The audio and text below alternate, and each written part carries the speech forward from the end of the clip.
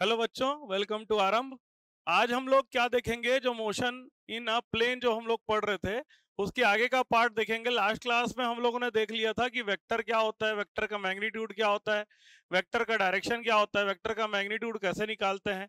ठीक है, ये हम लोग देख लिए थे। वेक्टर को हम लोगों ने देखा था कि वेक्टर को रिजोल्व किया जा सकता है। ठीक है, तो लास्ट क्लास का जो रिजोल्यूशन वाला पार्ट है, जरा उसको हम लोग समझ लेते हैं। कि मान लीजिए कोई वेक्टर है हमारे पास, कोई भी वेक्टर है, मान लीजिए ये डायरेक्शन हमारा क्या है, वेक्टर है। तो वेक्टर को क्या कर सकते हैं हम लोग, इजिली रिजोल्व कर सकते हैं। वेक्टर को क्या कर सकते हैं, इजिली रिजोल्व कर सकते हैं। तो मान लीजिए कि हम लोग ये दो एक्सिस ले रहे हैं। ये दो एक्सिस में जो दोनों एक्सिस होंगे वो क्या होंगे, म्यूचुअली परपेंडिकुलर एक्सिस होते हैं। तो ये दोनों म्यूचुअली परपेंडिकुलर एक्सिस में जब हम लोग वेक्टर को रिजोल्व करते हैं, ठीक है, वेक्टर को रिजोल्व करते हैं, तो रिजोल्व करके क्या करेंगे, ऐसा एक परपेंडिकुलर लाइन खींचेंगे।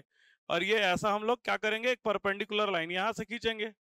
ठीक है, एक परपेंडिकुलर लाइन यहां से खींचेंगे। ठीक है, रिजोल्व करने के लिए क्या करेंगे, एक परपेंडिकुलर लाइन दोनों तरफ से, एक हॉरिजॉन्टल परपेंडिकुलर लाइन खींचते हैं, एक वर्टिकल लाइन खींचते हैं ना, हॉरिजॉन्टल लाइन और वर्टिकल लाइन खींचते हैं। तो हम लोग को क्या करता है, वेक्टर का रिजोल्यूशन मिलता है। रिजोल्व का मकसद क्या होता है आपको ऑलरेडी मैंने बता चुका है। मैंने बता दिया था कि रिजोल्यूशन का मकसद क्या होता है, कि हम लोग किसी भी वेक्टर का अलग अलग डायरेक्शन में उसके पार्ट क्या होता है वो हम लोग को फाइंड आउट करना रहता है।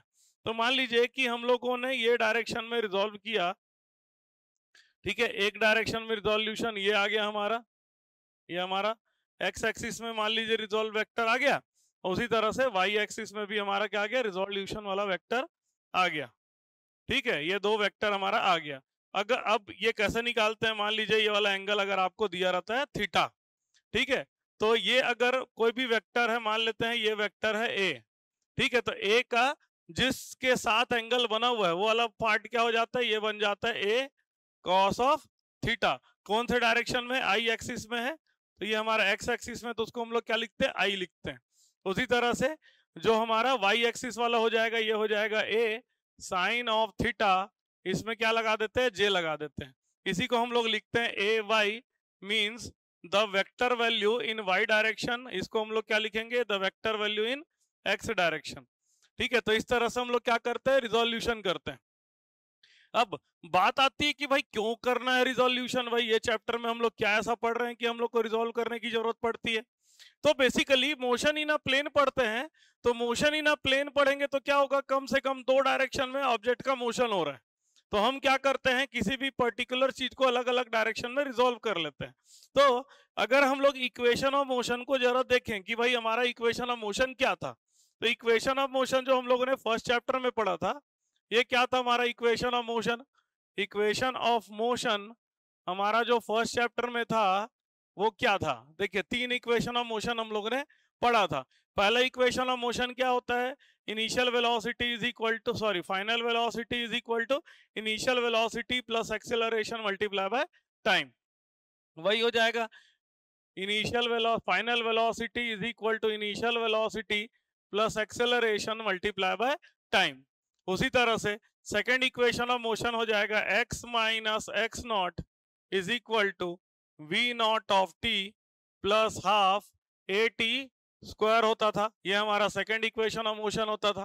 थर्ड इक्वेशन ऑफ मोशन क्या होता था, v का square is equal to we naught का square plus 2 times of A X minus x naught. अब इक्वेशन ऑफ मोशन में अगर हम लोग आते हैं तो आप देखिए कौन कौन सी क्वांटिटी ऐसी है जो कि वेक्टर क्वांटिटी है। ठीक है, जो भी वेक्टर क्वांटिटी होगी उसका अलग अलग दो पार्ट होगा, याद रखिएगा। उसको हम लोग एक्स डायरेक्शन में और वाई डायरेक्शन में रिजोल्व करेंगे।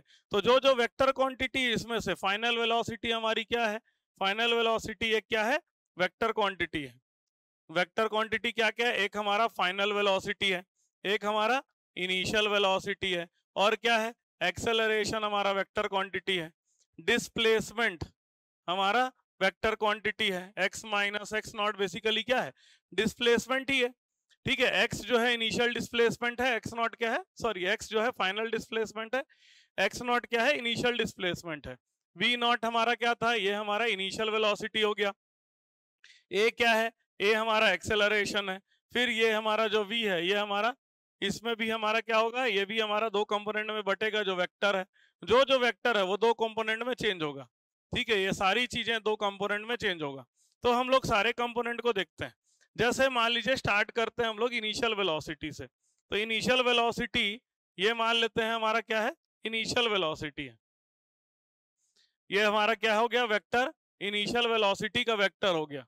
ठीक है, इनिशियल वेलोसिटी जो है मान लेते हैं हॉरिजॉन्टल से कुछ एंगल बना रहा है, हॉरिजॉन्टल से वो एंगल बना रहा है थीटा, मतलब एक्स एक्सिस के साथ वो एंगल बना रहा है थीटा, और वाई एक्सिस से एंगल हो जाएगा आपका 90 माइनस थीटा। ठीक है, देखिए यहाँ पर क्या करेंगे, अब इसको अलग अलग पार्ट में हम लोग रिजॉल्व करेंगे, अलग अलग पार्ट में क्या करेंगे, रिजॉल्व करेंगे। तो इसका एक पार्ट ये हो जाएगा और एक पार्ट ये हो जाएगा। ठीक है, तो हम लोग जैसे समझे कि ये हमारा क्या है, इनिशियल वेलोसिटी है, इनिशियल वेलोसिटी, तो इनिशियल वेलोसिटी का भी दो पार्ट हो जाएगा।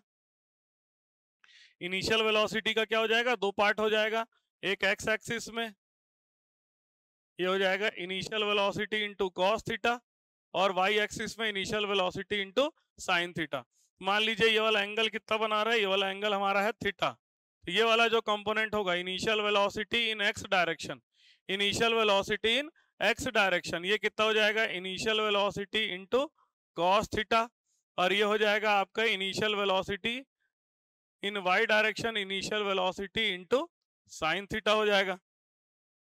उसी तरह से एक्सेलरेशन जो होगा इसका भी दो कंपोनेंट होगा, acceleration in x direction, acceleration into cos theta, acceleration in Y direction, ये हो जाएगा एक्सेलरेशन इनटू साइन थीटा हो जाएगा। ठीक है, डिस्प्लेसमेंट की बात करें तो हमारा एक्स एक्सिस का डिस्प्लेसमेंट हो गया final displacement x, initial displacement y, y axis का फाइनल डिस्प्लेसमेंट हमारा वाई, इनिशियल डिस्प्लेसमेंट हो गया हमारा वाई नॉट। तो अब क्या होगा, इक्वेशन ऑफ मोशन जो है दो एक्सिस के लिए दो अलग अलग बनेगा। ठीक है, equation of motion for x axis अगर हम लोग देखें, equation of motion for x axis, equation of motion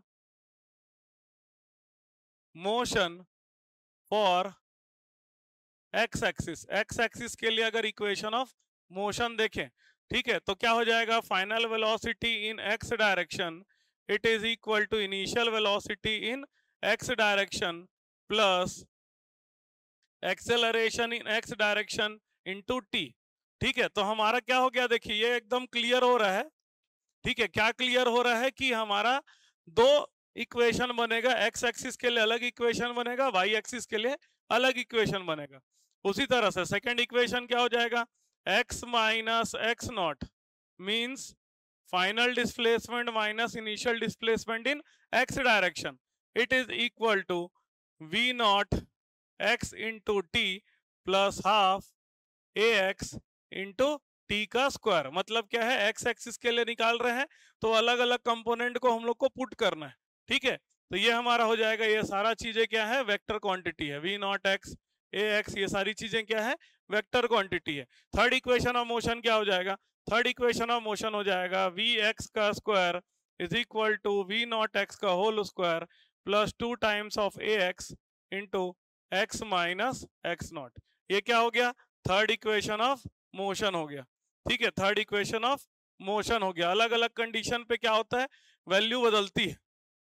ठीक है, अलग अलग कंडीशन पे क्या होगा, फ्री फॉलिंग होगा, प्रोजेक्टाइल मोशन होगा, तो क्या होगा, ए एक्स ए वाई क्या होगा, उसको समझ के हम लोग इक्वेशन को इसके अनुसार मॉडिफाई करते हैं। अब आगे बढ़ते हैं, ये हमारा इक्वेशन ऑफ मोशन इन क्या हो गया, एक्स एक्सिस के लिए हो गया।